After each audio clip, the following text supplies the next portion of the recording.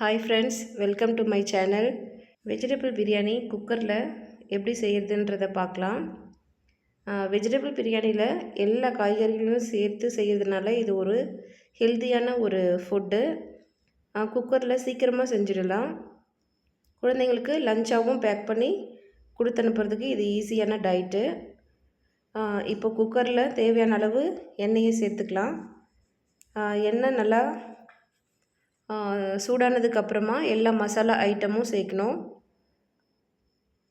பட்டை, ஏலக்காய், எல்லா மசாலா ஐட்டம், காஞ்ச மிளகாய், ஏலக்காய், அதுக்கப்புறம்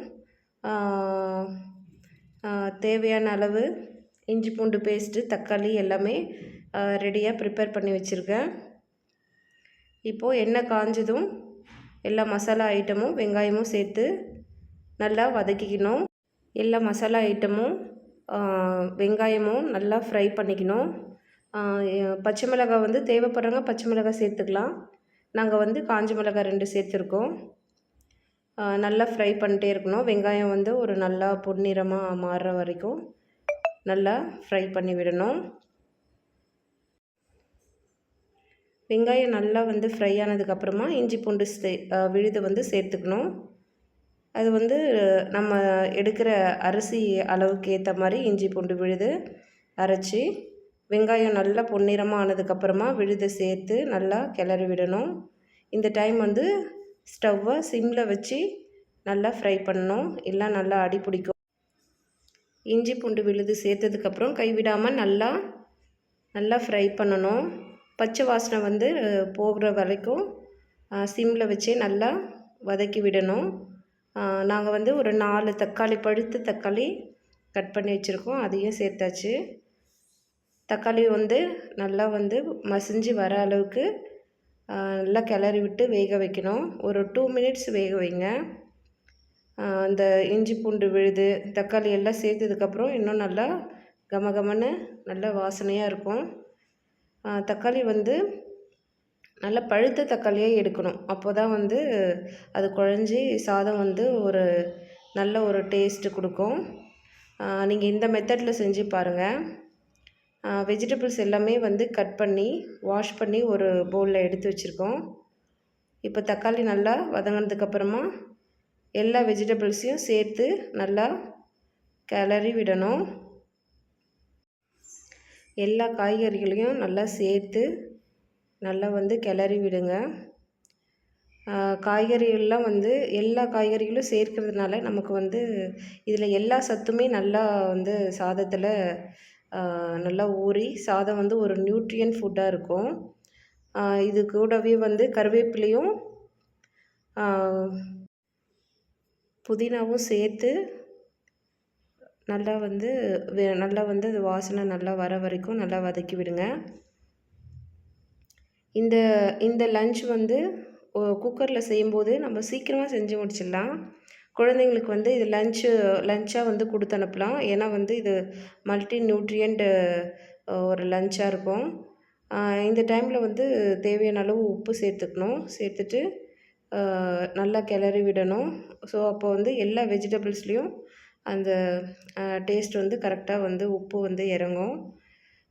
மசாலா ஐட்டமில் தனியாத்தூள் ஒரு ஸ்பூனு சேர்த்துக்கிறோம்.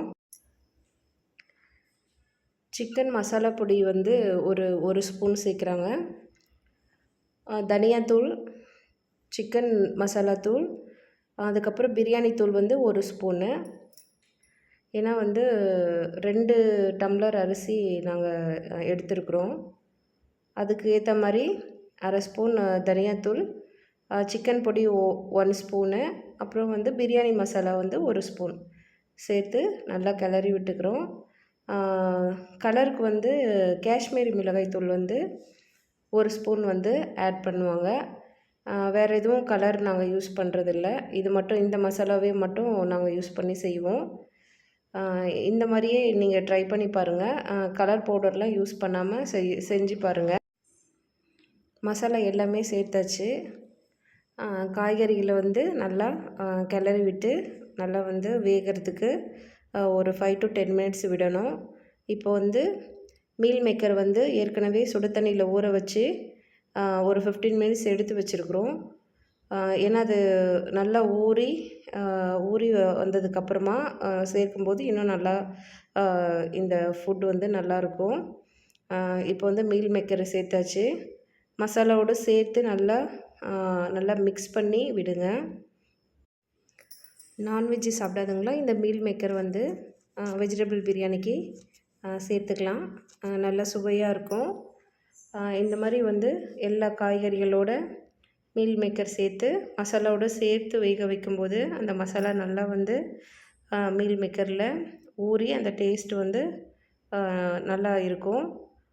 நீங்கள் வந்து இதை மசாலா எல்லாமே சேர்த்து காய்கறிகளோட ஒரு 10 மினிட்ஸ் வந்து அதை நல்லா வேகட்டும்னு விடணும்.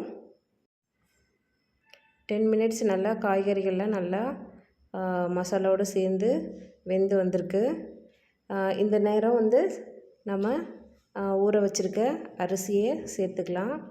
நாங்கள் வந்து பொன்னி அரிசி 2 டம்ளர் வந்து எடுத்திருக்கோம். ஸோ அதுக்கேற்ற மாதிரி தண்ணியும் நம்ம அந்த அளவுக்கு ஏற்ற மாதிரி சேர்த்துக்கணும். பொன்னி அரிசிக்கு வந்து 1 டம்ளர் அரிசிக்கு 2 டம்ளர் தண்ணி வந்து சேர்க்கணும். அப்போ தான் வந்து கரெக்டாக இருக்கும்.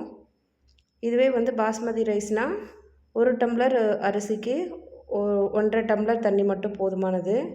நாங்கள் பொன்னி அரிசி எடுத்துருந்ததுனால 2 டம்ளருக்கு 4 டம்ளர் வந்து தண்ணியை சேர்த்துருக்குறோம்.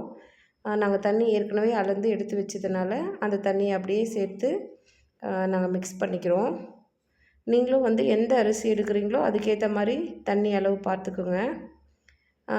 ஆஃப் பாயில் அந்த மாதிரி எடுக்கிறோம் அப்படின்னாலும் 1 டம்ளருக்கு 1.5 டம்ளர் தண்ணி சேர்த்தா போதும். அப்படி இல்லைன்னா தண்ணி வந்து அதிகமாக இடுற மாதிரி இருக்கும். இது வந்து கரெக்டான அளவு. பொன்னி அரிசிக்கு ஒரு 2 டம்ளர்ன்றது சாதம் வந்து குக்கரில் விசில் விடும்போது எங்களுக்கு கரெக்டாக வரும். இந்த டைம் உப்பு சரி பார்த்து தேவைப்பட்டதுன்னா சேர்த்துக்கலாம்.